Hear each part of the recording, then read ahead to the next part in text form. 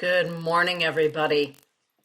Welcome to a beautiful brand new Wednesday and brand new day in our lives. Good morning, Rob. Having some email and printer problems. Yeah, it's an interesting time, isn't it? Here in my office, here in the studio, all of the above. It's been interesting with all of the electronics and little glitches and things going on. And I have to think to myself that it's all of the energy that is so in abundance right now, all kinds of energy. And I think that it affects, more than just our body, but I think it also affects all of the electronics and the energy systems around us. It's an interesting time. And then layer that with the fact that we are heading into the Scorpio full moon tomorrow. And we are also right in the throes of Beltane. Some say Beltane. And so we've got a lot of energy, and here we are swimming in all of it, and hopefully not finding ourselves swimming too much upstream, but at least in the flow of things, is what I'm always shooting for. Hey, Kelly Spencer. It's good to see you in the chat room. I am using a brand new mouse this morning, so bear with me because my computer mouse just kind of went on the fritz after a million years yesterday, so I'm a little bit behind in some things. But one thing that I've learned about this whole pandemic thing that's going on right now is to really slow down. Well, number one, because we really don't have a choice in a whole lot of instances, and it's not like I'm just going to run to the store and grab a new mouse or any other sort of thing. I've really learned to take a deep breath, which is very contrary to my Scorpio nature because we want to just jump in right now and do it now. In fact, now is probably too late. We should have done it yesterday, right? So for me, the season of fire, the season of Beltane, layered with the Scorpio full moon and the pandemic that's going on globally, for me has taught me the value and the comfort, frankly, of slowing down. Because for me, slowing down has never been comfortable. It's very contrary to the way that I was raised. It's contrary to the way that I am. And so I'm becoming comfortable in slowing down. So today we're talking about the season of fire. And I think that it's pretty safe to say that in the last few months, and for some, quite a bit longer, we've been walking through a fire, a transformative fire. If we allow it to be a transformative fire, for some it is the final act. It has been. And for some it has been a fire that has brought them to ashes only to been reborn again like the phoenix. So transmuting through the fire, coming to the ashes to begin again through the fire, or walking through the final phase of the fire, right? To set our spirit free to go home. I was scrolling through some of my friends' accounts this morning on Facebook just to catch up and see what they're doing, because I really haven't been spending a lot of time there and really taking a look at some of the things that people are going through right now with their health, their mental health, their emotional health, spiritual health, their physical health. And really taking into consideration, after looking at all of it this morning, that, wow, there's a whole lot of stuff going on. And whenever I think about the whole lot of stuff that's going on for everybody and all the fires that everyone is walking through, I wonder, so what comes out on the other side of that fire? If you've ever done a fire walk, or if you've done the old hot coal fire walk, as I have done, which actually was disastrous.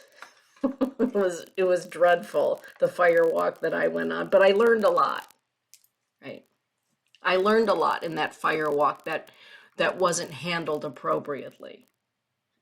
And in the moment that happened, I thought, oh my goodness, this is awful. what a horrible thing has just happened. And after probably a year, maybe 2 years, maybe longer than that, all of a sudden the gifts of that fire walk really began to emerge. And that walk through the fire taught me a whole lot of things. So I'm curious, those of you that are listening, and the chat room is open, by the way, come on in and join me.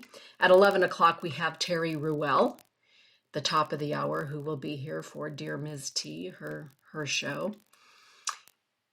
So like Rob, Kelly, what have you discovered about yourselves? If anything, what have you learned through walking through this fire, this time of fire? Hey, Danielle. Hey, Katie. Hey, Donna Marie Pascaretta. Good to see you in the chat room. What have you learned? We're all being forged, I believe, in some way. Some are aware of it. Some are not quite aware. Some are still considering. Maybe there's a forging going on. But what have you learned? How have things changed? How have things maybe improved for you? Maybe how has the fire proven to be difficult? Because if there's one thing about the season of fire, and it isn't always just relegated to Beltane, the season of fire that comes in our life, one thing that it does do is that it renders us, in other words, it takes away from us. It removes from us. It burns away. Right? And sometimes we can feel as though we're scarred, and we put ointment on those scars, and we consider the scars, and we consider the path. But the season of fire, no matter when it comes in our life, always sees us through to something different. And usually we are unburdened of some things. We may find ourselves burdened by a couple more, but the season of fire is always the opportunity to let go, to allow the letting go. And so what are we allowing to let go? Good morning, Mishunkala. That is the Lakota word for my younger brother. That would be Kevin Spencer. He is my younger brother. Hey, Sally. Hey, Sonia. Hey, Tara. It's good to have everybody in here. All of my wonderful friends, La Familia, in the chat room. So have any of you felt as though you got some things burning away, or some things that, hey, you needed to get rid of anyway? And this has been a great season to just say, well, you know what? I guess I can let that go. I can let that person go, or that situation, or that relationship. God, you know what? I can let that go. I can live without them. I can live without it. The other thing I think about the fire season, or the seasons of fire, is we also discover what we really don't want to let go of. We find out what's more precious than we ever expected or suspected. Our health, right? Friendships, people. I'm a people person. I like my quiet time. I am a Scorpio, so I do have to have quiet time, but golly, then there's quiet, and then there's too quiet.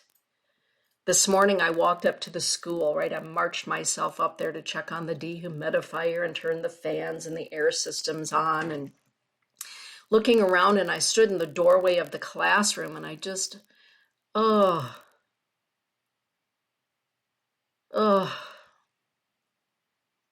And then I remembered, oh, but wait, I have a radio show to do this morning, so I get to connect with people, my friends, family, this morning through the airwaves. And cleaning the house the other day. I was doing a thorough cleaning. Really, really thorough. Kelly, you would be really, really happy with me because I went through every ounce of the refrigerator. Right? Even to the dark recesses of the refrigerator, right? Where things just kind of get stuck after a couple of weeks, they're still in there. deep cleaning. And you know how it is when you're going through things, like whenever Kelly Spencer is here or whenever my daughter is here, two things I can be guaranteed of: a lot of laughter, and I can be guaranteed of when I go to look in my walk-in pantry, things will be rearranged, things will be missing. And the same thing is true with my refrigerator. It will be rearranged and there will be things missing that might be outdated by a day or two, right? And so here I am going through the pantry and through the kitchen and realizing how much I miss those times when I can open up the pantry or the refrigerator and chuckle, and Todd and I will both say, well, Kelly was here, right? One thing about a fire, we learn the things that we really cherish.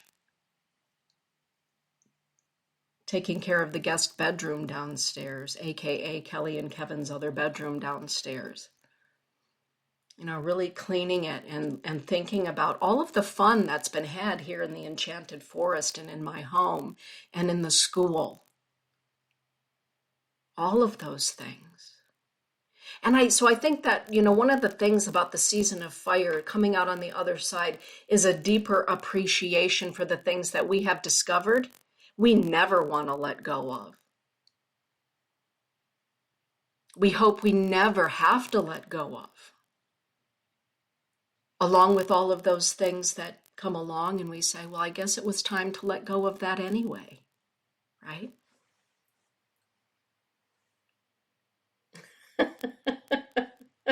Right, exactly, Kelly. That's what friends are for. Rob is sharing, I've learned that without a daily spiritual practice, one will get swept up into the chaos. Mistakes of the past helped with discernment in knowing truth from BS, and keeping moving with something is imperative. We were warned 2 years ago that this was coming, though no one could predict the specifics. And you are right about that, Rob. For me, my daily practice, my routine, my ritual, it keeps me centered. It keeps me right here in my center. One thing that I've noticed, with regard to the pandemic is my son, Dane, he works at the newspaper, so he's always surrounded by news. And one of the things that I've noticed about him is how well-read he has become with regard to politics and policy. And he and I oftentimes are on opposing ends of all of that. But the great news is that we have really great dialogue because I value the dialogue. And I'm always open to the fact that there's something more to learn, right? Tara is saying, I've learned that even though I'm relatively self-sufficient, I'm needing social interaction with friends more often than not. Yeah.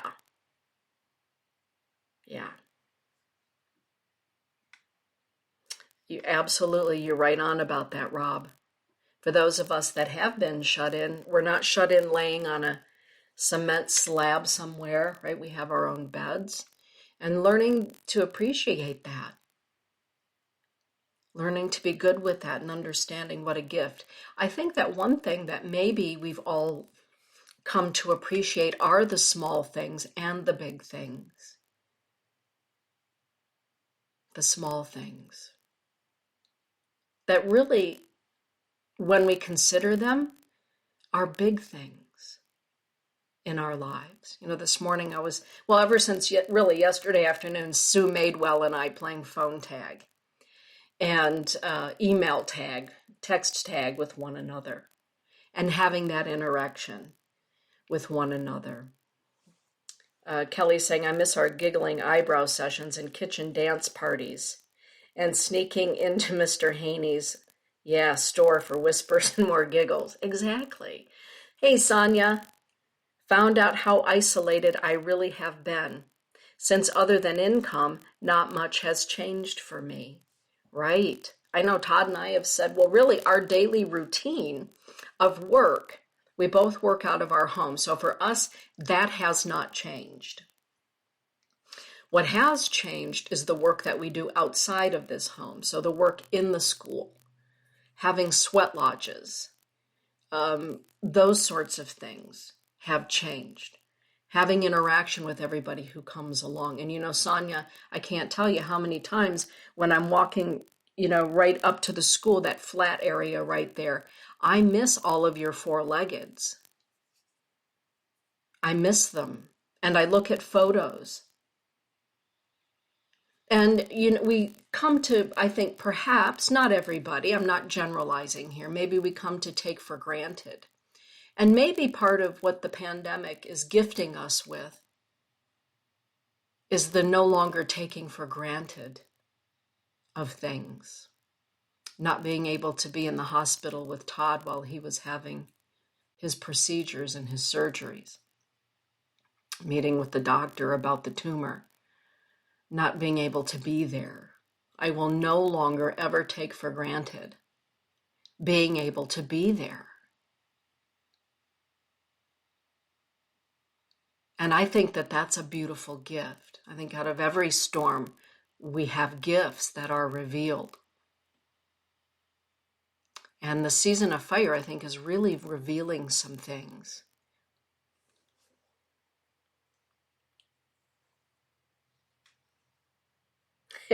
Isolated computer geeks are the new normal. Right on. Yeah, Todd and I have talked about that. Katie's saying, right. I have found out and I appreciate those who are truly caring. Yeah, exactly. Exactly. I love the Wednesday morning platform here where we can at least all get together and toss about some ideas and some thoughts. The other day, I went and planted some up in the garden. I decided to give the garden next to the school a different look this year. So the blueberry bushes are still popping, and the garlic and the onions are still growing, but I planted some beautiful sunflowers. My son-in-law gifted me with some Russian sunflowers, the seeds for them. So they grow to be like, I don't know, 15 feet tall. It's some gigantic sunflower. Sunflowers are my favorite flower. And so I planted those. And the reason that I planted them is because the sunflower, from my understanding and from what I've ever observed, always finds their face toward the sun. It's always searching for the sun. And it faces the sun. And for me, that's very symbolic this year. Finding the good, finding the sun. And the plus side of that is then all of the birds that like all the sunflower seeds and stuff get to have all of those right at the end of the season. And it's a wonderful connection between my son-in-law and myself because he's growing them at their home.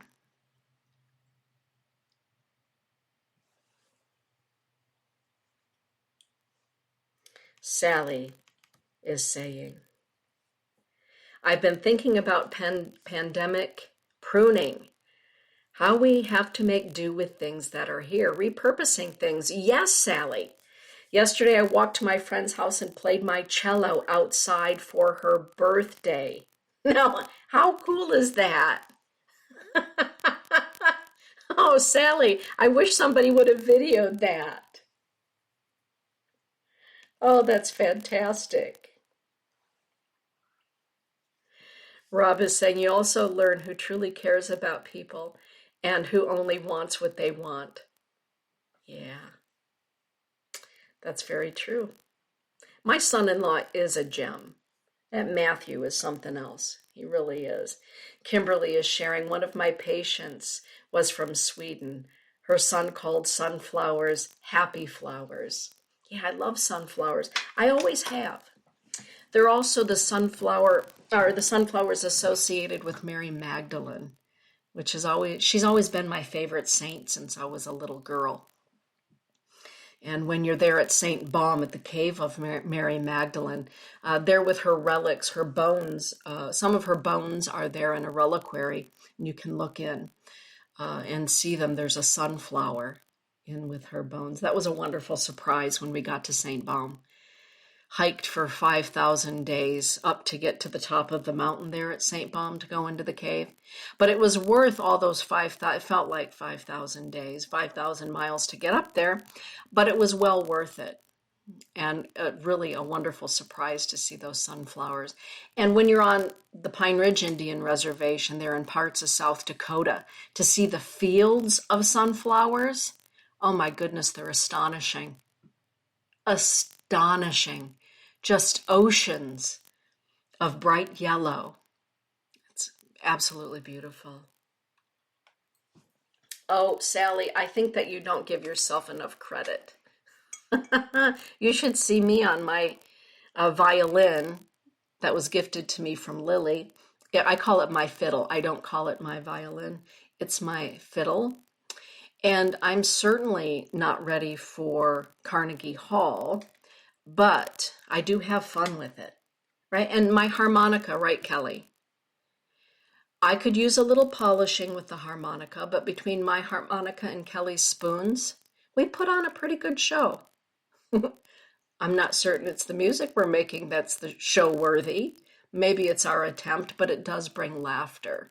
In your case, Sally, I'm quite certain that you are definitely ready for prime time. Yeah.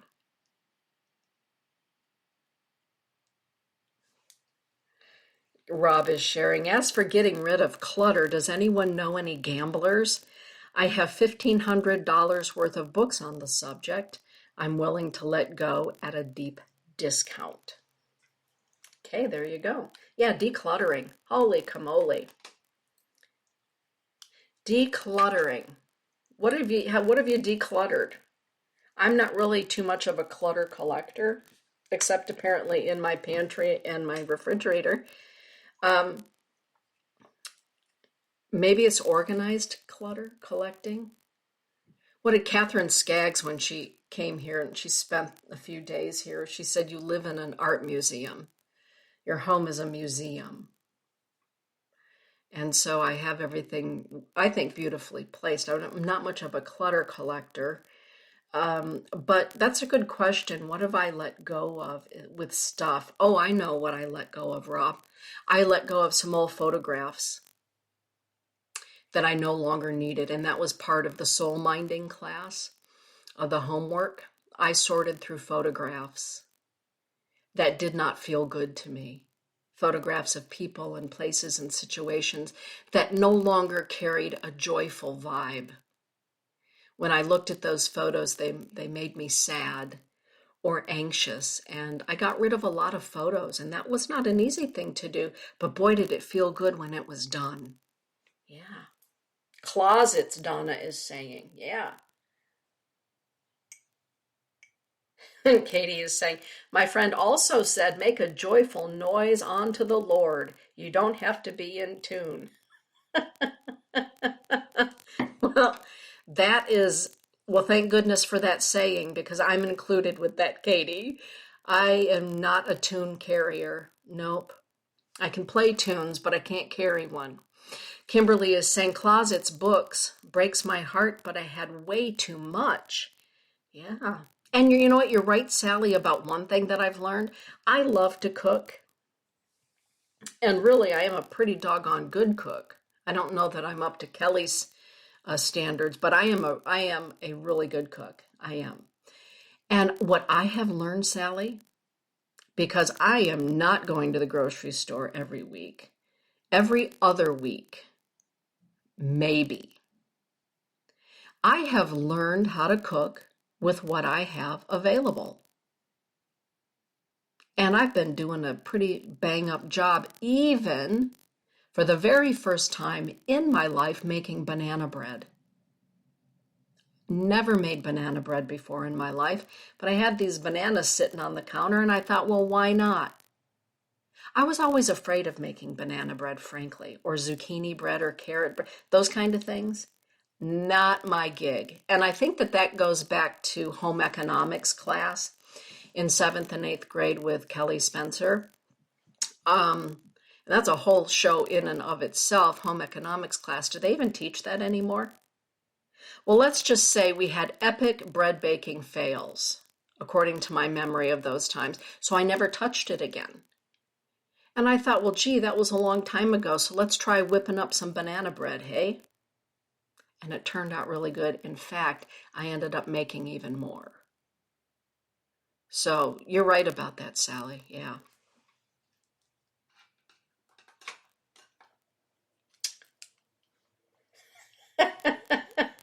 Donna's also the banana bread queen. I love that, Donna.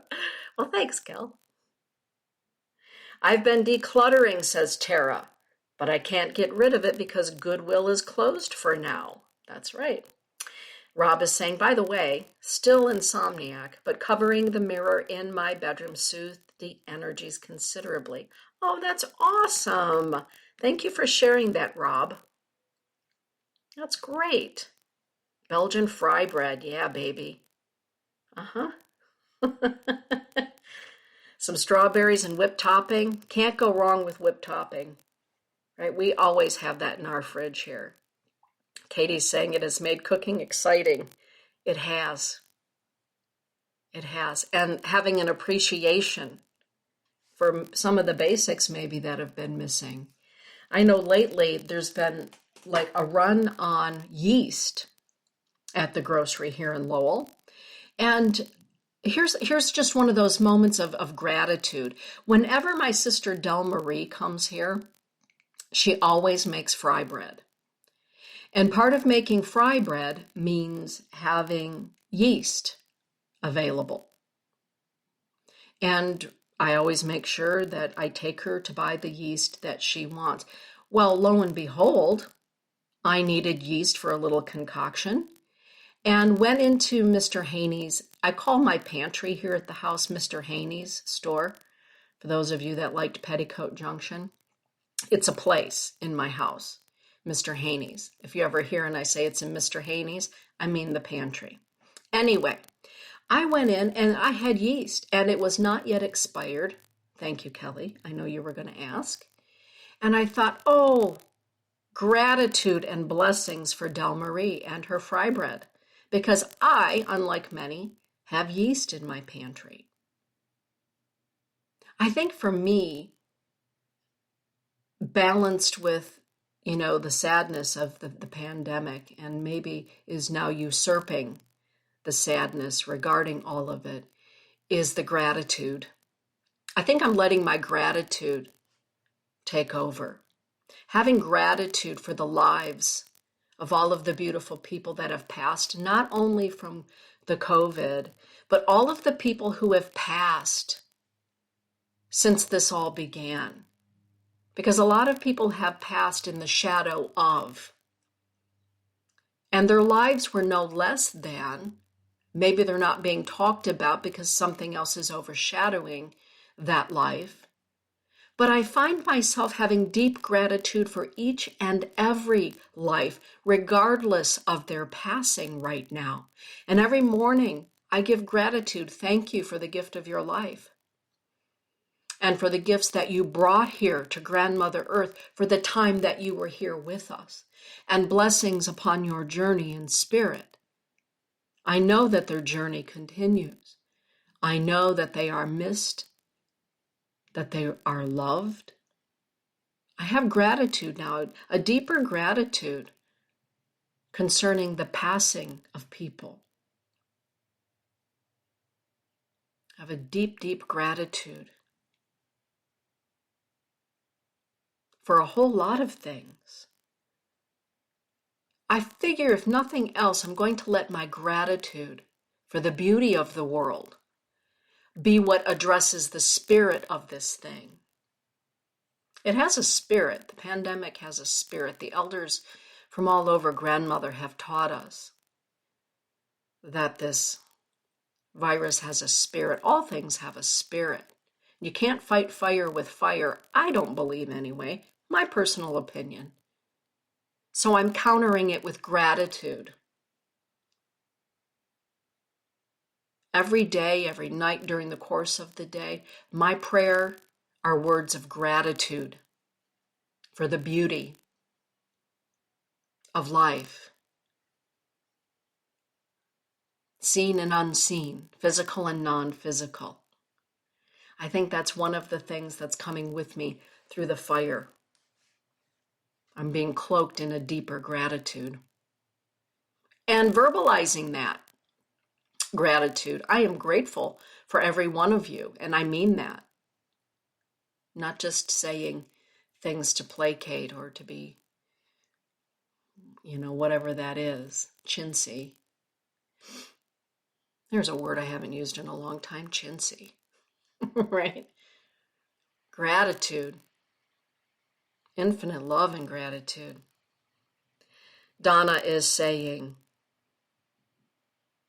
I've written letters to my grandparents, thanking them for their lives and reading your prayers to the ancestors. Thank you. That's beautiful, Donna. Thank you for sharing that. Yep, the fight goes on.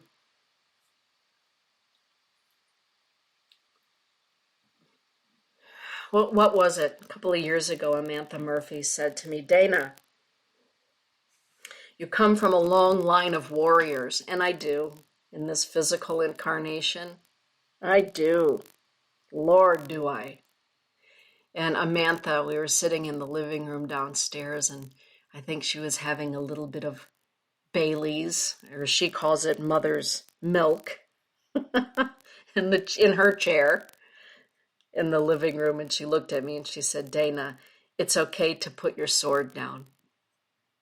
Put your sword down. And boy, that really struck me. And I thought about it because I think about stuff. Put your sword down, Dana. And I thought about what that meant to me, to your point, Rob.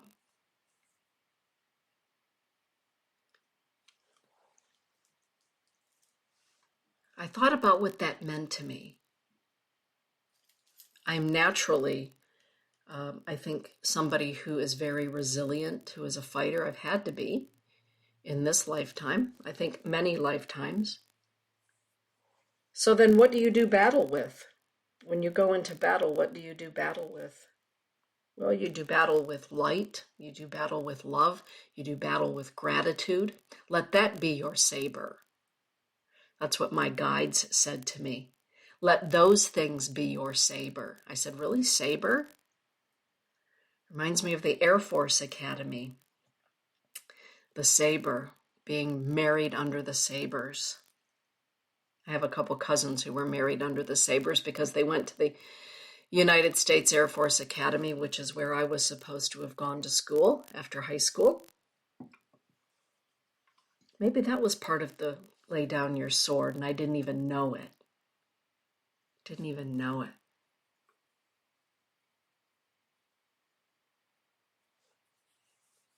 Sally is saying, that is beautiful, Donna. I'm thinking of writing stories about my parents and in-laws for my grandchildren, the ones I want them to know about. Yeah.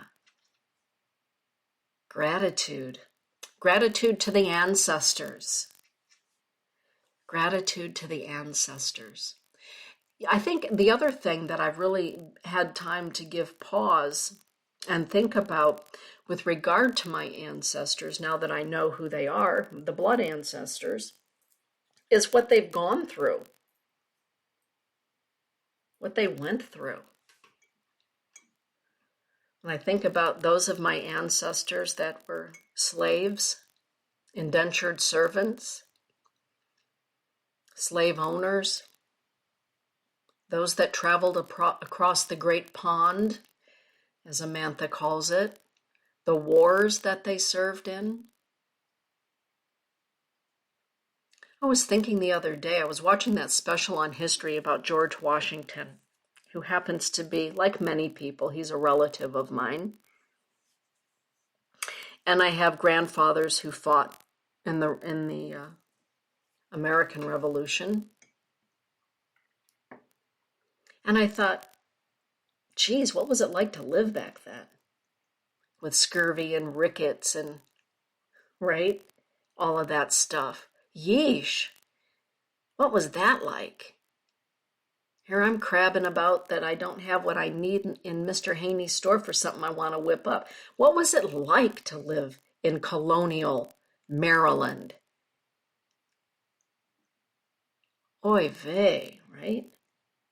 What was it like to come across from Belgium, my grandfather, Waldemar Eckert?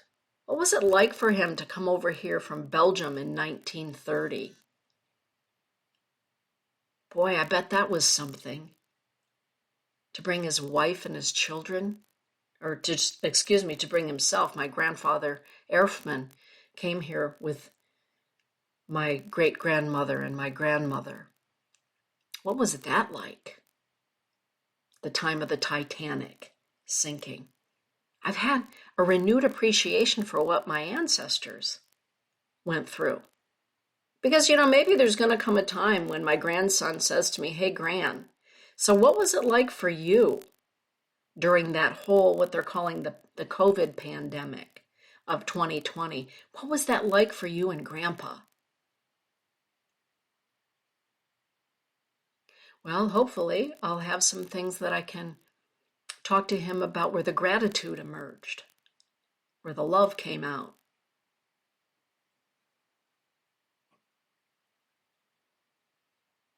I don't know what it was like for my relatives in the Deep South, my Creek and my Cherokee relatives.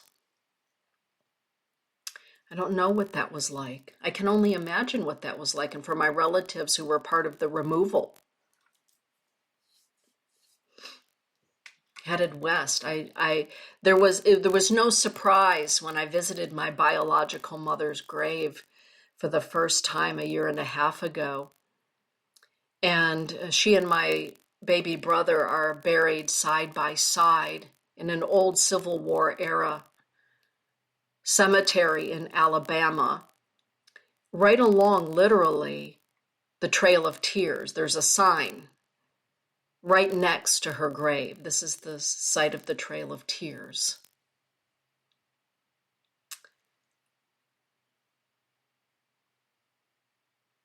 If nothing, we've been given opportunities to really stop and think. And usually, at least for me as a Scorpio, we Scorpios tend to go directly to the emotional places, the dark places, the places of deep inquiry. That's part of our nature. And it's been a process of learning that those places, they also contain golden nuggets. They also contain lumps of coal waiting to become diamonds. I've learned to mine those things. It wasn't something that just happened one day. I've learned to mine the goodness out of the dark places, the fertile places, the soily places, the earthy places, right? Do you think that the world is experiencing the dark night of the soul at this time? Absolutely, I do, Kimberly. I absolutely do. A dark night.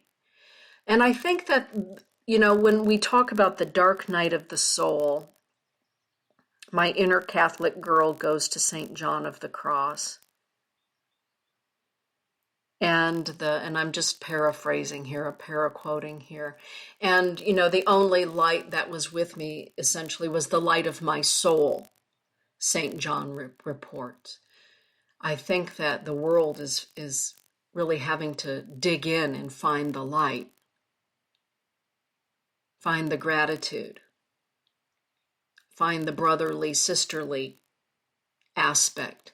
And I don't think that it's any coincidence that Ancestry.com, 23andMe, all of those things became so readily available and so widely utilized in these past several years. I think it always makes it easier in our humanness to be kind and compassionate for those that we come to understand we share a bond with, a blood and a bone bond with. I think it's easier to hold hands with our relatives.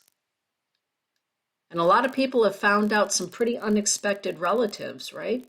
There have been some surprises. And Ram Dass is right. We are all just walking each other home. At this time, a whole lot of our elders are going home. And the rest of us are learning to reach out and hold hands.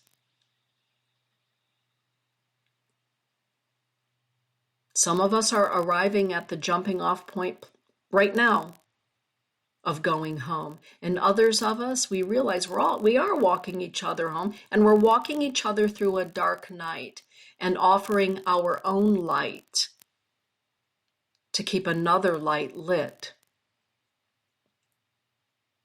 That's a really good question. Rob is quoting, let me put on my glasses. "O night, thou was my guide, a night more loving than the morning light, a night that joined the lover to the beloved one, transforming of them into the other." Yes, Lorena McKennett's version. Love Lorena McKennett. Yeah, I do believe it. And if enough of us take into consideration our own personal journey with this dark night and we come out transformed, maybe we come out a little wiser. Maybe we don't just believe everything we read on Facebook or Twitter, right, or Google. Maybe we come out wiser. Not the Pollyanna maybe that we were. We can be wise and we can still be kind and compassionate. We don't have to be gullible to be lovable. I think this is a great time to really see the truth of some things. Come out on the other end wiser.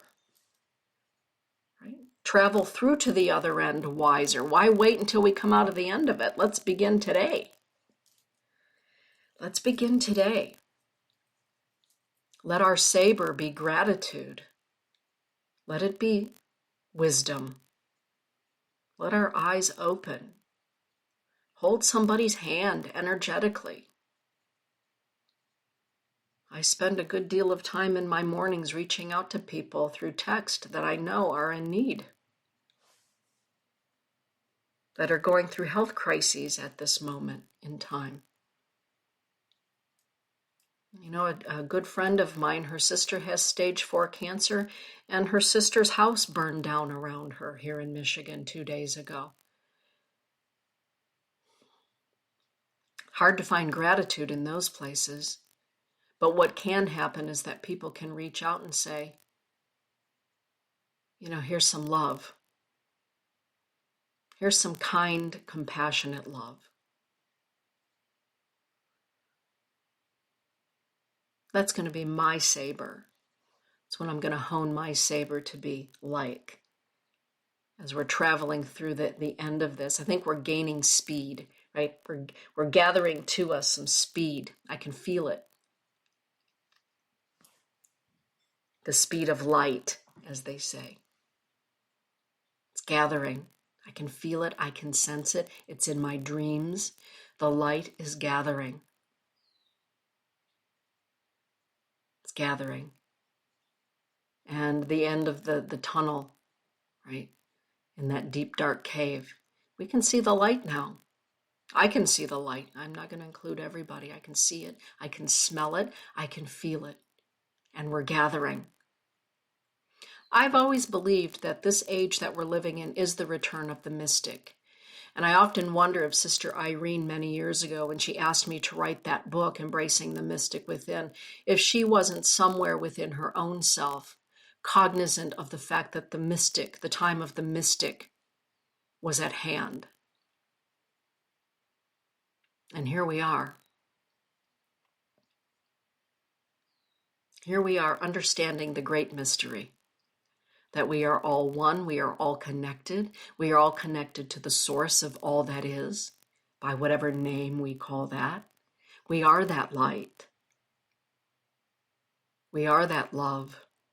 We are that active compassion. That's the great mystery. And what we do with that, it counts right now, really counts right now.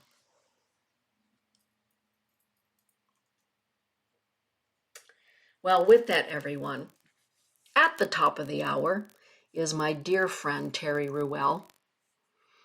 She is a psychotherapist. She's an extraordinary woman. I have known Terry for years. And she's coming on with her show. This is her gift. She does this as a gift to everyone. When she first approached me about doing the show, she said, I just want to gift the world. I mean, I want to gift people with maybe what I've learned in all of my years, my experiences. Do you think we can do that, Dana? And I absolutely, Terry, let's do that. And so her format, if you choose to rejoin us here in another 15 minutes, is that she takes questions in the chat room, maybe something that you're thinking about. And if you go to her page on Facebook, Dear Miss T with Terry Ruel, and you message her, she reads those messages and she will address those messages there on Facebook, incognito, right? No one has to know. Or you can ask them just outward here in the chat when I reopen it. Right? So join us at the top of the hour.